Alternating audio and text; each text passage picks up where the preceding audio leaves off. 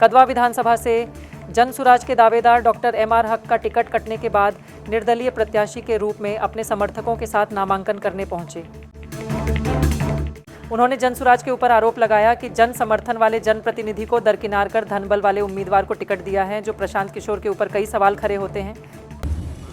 आखिर क्या दिक्कत हो गई जनसुराज से आपको टिकट में? देखिए, जो भी पार्टी है, कदवा में एक ही नारा जो आज से हम 3 साल पहले दिया था, लोकल लाओ कदवा बचाओ, वोट हमारा राज तुम्हारा, नहीं चलेगा नहीं चलेगा। लेकिन जो पार्टियां हैं, यहाँ के लोगों का जो डिमांड है, जो कार्यकर्ताओं का भावना है, इसको कुचल करके, चाहे वो इंडिया गठबंधन हो, चाहे वो एनडीए गठबंधन हो, सारे लोग जो है कदवा में परासूट उम्मीदवार उतारते हैं।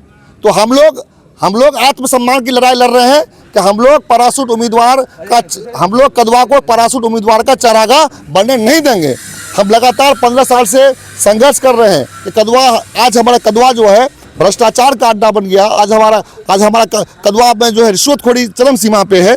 आखिर हम लोग सिर्फ पार्टी के नाम पर वोट देने के लिए बने हैं? क्या पार्टी के लोग हम लोग कब तक देते रहे वोट? इसलिए अच्छे उम्मीदवार का चयन होना चाहिए, अच्छे लोकल उम्मीदवार का चयन होना चाहिए, जो जिस मिट्टी में पैदा होता है वहाँ के दर्द को अपना दर्द समझता है। क्योंकि बाहरी लोग होते हैं, वो कदवा की मिट्टी से उसको दर्द नहीं है। यहाँ हमारे लोग हैं, भाई हैं, भतीजा हैं, चचा हैं, चाची हैं, इनका जो कष्ट है उनको बाहरी उम्मीदवार को नहीं आएगा, ये रास नहीं आएगा, वो उनको नहीं समझते हैं। इसीलिए अब हमको लगा कि लोकल उम्मीदवार के तौर पे, इंडिपेंडेंट उम्मीदवार के तौर पे लड़ा जाए और कदवा की समस्या, जो भी समस्या, जो एक विकराल समस्या बना हुआ है, उसको हल किया जाए। और हम कदवा की जनता के लिए एक ऑप्शन के तौर पे आए हैं। अब कदवा की जनता के पास चॉइस है कि वो एक संघर्षशील, शिक्षित, पढ़ा हुआ इंसान को चूज करेगा या पार्टी की तरफ भागेगा। हम चॉइस दे रहे हैं जनता को। मैं लगातार 15 वर्ष से अपना मेडिकल ऑफिसर का नौकरी को छोड़ करके मैं जन सेवा कर रहा हूं। नदी कटाव का मामला हो, नदी बाढ़ का स्थायी समाधान का मामला हो, हर मामले में मैं लड़ाई लड़ा। 31 दिन तक मैं जेल में रहा। किसके लिए रहा? बाढ़ का स्थायी समाधान होना चाहिए कदवा में। आज हमारा कदवा जो है सबसे पिछड़ा हुआ इलाका है। यहाँ नदी कटाव सबसे बड़ा समस्या है, बाढ़ का स्थायी बाढ़ सबसे बड़ा समस्या है। लेकिन हम लोग जिसको वोट देते हैं, चाहे विधायक बनाते हैं, चाहे एमपी बनाते हैं, पार्टी के नाम पर सिर्फ बनाते हैं। 2 धाराओं में बट के वोट होता है, लेकिन हमारी समस्या का समाधान वो नहीं करता है। इसलिए हम लोग इस बार चॉइस दे रहे हैं जनता को कि भाई आपको इंडिपेंडेंट जो लोकल मेहनत किया है उसके साथ जाएंगे या पार्टी का जो परासूट उम्मीदवार है उसके साथ जाएंगे। ये जगह जगह आरोप भी लग रहा है कि पार्टी जो है पैसे के लिए टिकट नहीं दे रही। बिल्कुल, ये जग जाहिर है। जिस तरह से दरकिनार किया गया, चाहे वो किसी भी गठबंधन के उम्मीदवार को दरकिनार किया गया, चाहे वो जनसुराज हो या और इंडिया गठबंधन हो, चाहे एनडीए गठबंधन हो, हर जगह जो जिस तरह से टिकट बांटा जा रहा है, लोगों को दरकिनार किया जा रहा है, कहीं ना कहीं पार्टी ये जान रहा है कि भाई हम लोकल जो संघर्षशील उम्मीदवार है उसको टिकट नहीं दे रहा है। लेकिन जो बाहर से आते हैं परासूट उम्मीदवार है, क्या बात है, क्यों ऐसे लोगों को दिया जाता है? इसका मतलब है कहीं ना कहीं जिसका पहुंच है, जिसका पकड़ है, जो जाकर के परिक्रमा करता है पार्टी के ऑफिस का, उनको टिकट देते हैं आप। लेकिन जो जनता के लड़ रहा है, जो जनता के लिए 24/7 उपलब्ध है, 15 साल से लड़ाई कर रहा है, आप उसको टिकट नहीं देते हैं। तो जनता को तय करना है कि जनता किसके साथ जाएगी। जीत कर आते हैं आप, तो कदवा के लोगों के लिए क्या आम काम करें?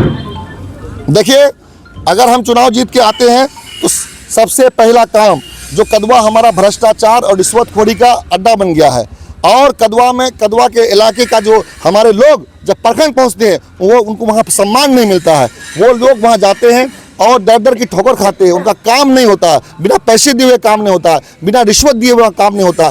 सबसे पहले कदवा के सारे सरकारी कार्यालय को और थाना को रिश्वतखोरी मुक्त किया जाएगा। दूसरा काम जो हमारा है, आपका बलिया बलौन प्रखंड जो आज तक नहीं बना, बलिया बलौन प्रखंड बनाया जाएगा। मीनापुर से लेकर के दरियापुर तक जो सड़क जर्जर की अवस्था में, उसको बनाया जाएगा। रायपुर और तैयबपुर घाट पे बांध उच्च स्तरीय पुल बनाया जाएगा। आज देखिए पूरे कदवा में, खासकर कदवा का 2 का जो इलाका, एक भी ऐसा अस्पताल नहीं है, एक भी ऐसा स्कूल नहीं है जहां पर बच्चे जाके अच्छी क्वालिटी ऑफ एजुकेशन ले सकता हो। कोई जब आपका बच्चे को बीमार पड़ जाए तो वहां से इलाज हो सके। आज देखिए पूरे कदवा में एक भी डिग्री कॉलेज नहीं है। हमारे बच्चे इंटर 10+2 करेंगे, उसके बाद कहाँ जाएंगे?